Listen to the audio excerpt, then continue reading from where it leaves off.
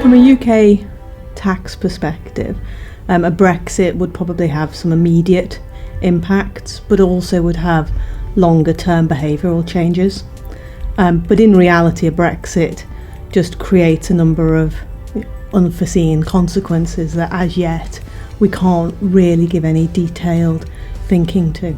Obviously, from a day one impact, the potential of leaving the customs union will have an impact. Whether that is as severe as it could be will depend on what the terms are of us essentially leaving the EU.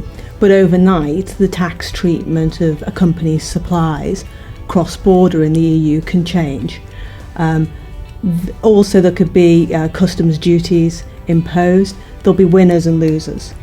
We just don't know yet.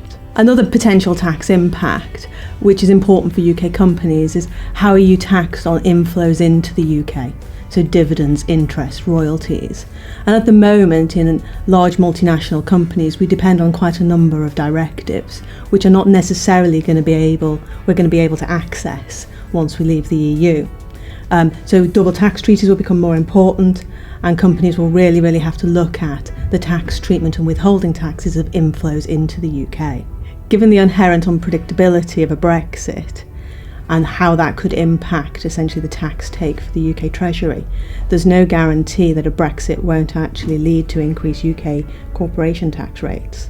One of the longer term behavioural changes may be that the UK essentially has rowed back from where the rest of the EU has gone, which is essentially moving more and more towards harmonisation of tax.